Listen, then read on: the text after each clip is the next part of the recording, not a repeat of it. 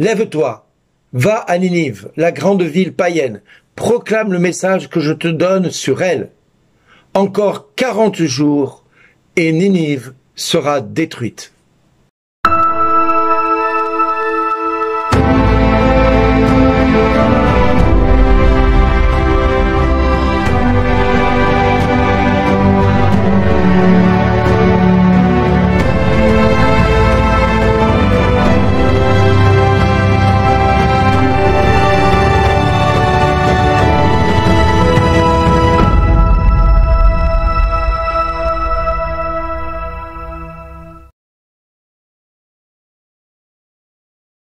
Bonjour les amis.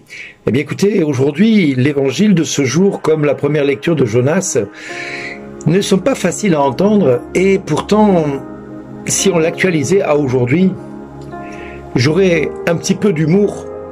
Parce que si le prophète Jonas a dit à la ville de Ninive, encore 40 jours et tu seras détruite, autant vous dire que depuis plusieurs mois, depuis plusieurs années, j'entends des soi-disant prophéties qui nous annoncent la troisième guerre mondiale demain matin, la fin du monde, la fin d'un temps X ou Y. Je finis par en rire parce que la réaction du peuple n'est pas à la hauteur de celui de Ninive, il faut le dire. Si les gens de Ninive se mirent à croire en Dieu immédiatement et qu'ils annoncent à ce moment-là un jeûne pour tous, du plus petit au plus grand, de se revêtir de toile de sac, ça va même jusque chez le roi qui va lui quitter son manteau, se couvrir d'une toile d'un sac et s'asseoir dans la cendre. Alors oui, j'ai envie de dire à tous ces prophètes de malheur qui nous ont annoncé la troisième guerre mondiale demain matin, comment se fait-il que le peuple ne se convertisse pas? Comment se fait-il que le monde n'entende pas cette parole que vous êtes en train de dire? Serait-il devenu sourd? Serait-il en face d'une mort annoncée et de disparition annoncée? Pourtant, la parole de Dieu nous dit si quelque part le peuple se repent et s'il accepte de se convertir, de changer sa conduite mauvaise. Et mon Dieu, nous le voyons tous les jours dans les médias, combien la conduite du monde est mauvaise, combien la violence est partout présente, les actes de violence, les actes de barbarie, les actes de guerre, les actes de... Bref, nous le voyons tout le temps. Et là, nous avons une surprise totale. Il y a des prophètes, des pseudo-prophètes, j'appelle, qui vous annoncent demain matin la troisième guerre mondiale. Oui, la troisième guerre mondiale va avoir lieu, mais demain matin, non, on ne sait pas. Dieu seul, le Père, ne sait quand est-ce que sera la fin du temps, la fin de ce monde dans lequel on est. Même le Fils ne le sait pas, alors pourquoi te prétends-tu prophète et d'annoncer quelque chose que le Seigneur lui-même ne dit pas? Le Seigneur nous invite à nous convertir jour après jour et semaine après semaine et mois après mois et année après année. Et il nous faut considérer chaque journée comme étant la journée cruciale de notre conversion. C'est-à-dire, c'est aujourd'hui que tu dois te convertir. N'attends pas demain, c'est déjà trop tard. Tu as déjà dépassé le timing. Mais convertis-toi aujourd'hui parce que c'est maintenant que Dieu appelle, c'est maintenant que Dieu t'appelle à te changer de vision, de regard sur ta société, sur ton monde, sur ta personne. Il est vrai que nous avons tendance à toujours dire oui, mais il faut que ça change, il faut que lui change, il faut que le gouvernement change, il faut que les hommes politiques changent. Mais toi, qu'est-ce que tu attends pour changer ?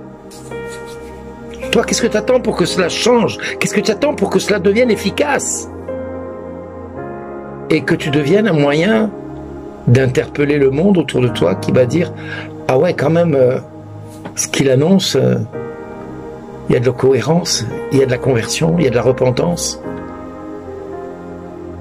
Oui, c'est vrai que c'est pas évident d'annoncer du jour au lendemain que le Seigneur va venir juger la terre et le ciel et la terre. Mais le Christ nous dit que nous n'avons eu comme pour seul signe celui de Jonas et qu'on n'en aura pas d'autre. Alors pourquoi attendre un signe du ciel qui va venir, qui va nous faire attention, ceci, cela, attention, cela? Non, attends-toi aujourd'hui à Dieu. Parce qu'aujourd'hui, Dieu frappe à la porte de ta maison, de ton cœur. Il te dit, aujourd'hui mon fils, c'est maintenant ton heure. C'est maintenant que tu dois te repentir. C'est maintenant que tu dois te convertir. N'attends pas la fin du monde, n'attends pas la 3e guerre mondiale, n'attends pas les prophètes de malheur qui vont te dire de te convertir. C'est maintenant que tu dois te convertir. C'est maintenant que tu dois te repentir de tous tes péchés. C'est maintenant, c'est pas demain, c'est déjà trop tard. Je te le dis, je te le redirai. Non, c'est aujourd'hui que Dieu t'appelle. Alors Père, au nom de Jésus, je te prie pour ce peuple qui écoute ces 7 minutes le matin. Qu'ils aient à cœur de se convertir, de se reconnaître pécheurs. Que nous ayons tous à cœur de nous repentir de nos péchés.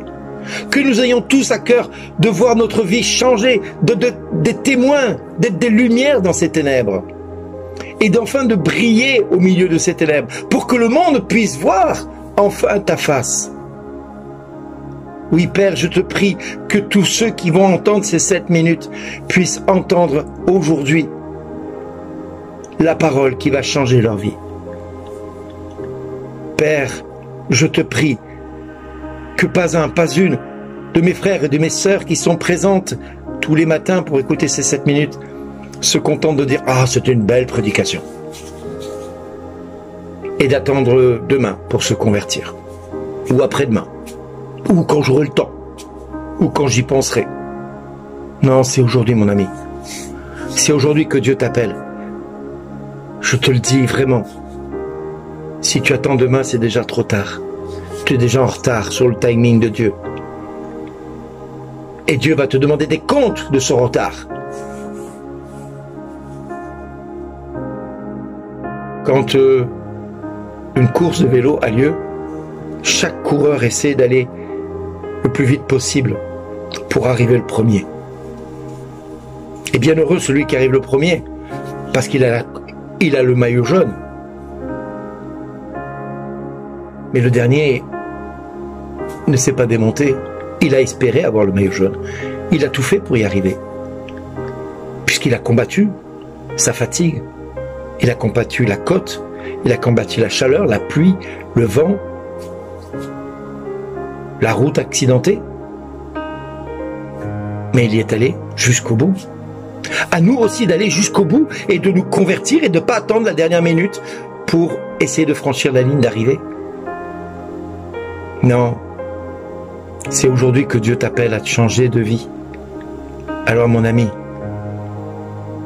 si tous les matins je te dis à toi comme à tous les tiens, merci d'exister, Dieu te demande, qu'attends-tu pour te convertir? Passez une bonne journée.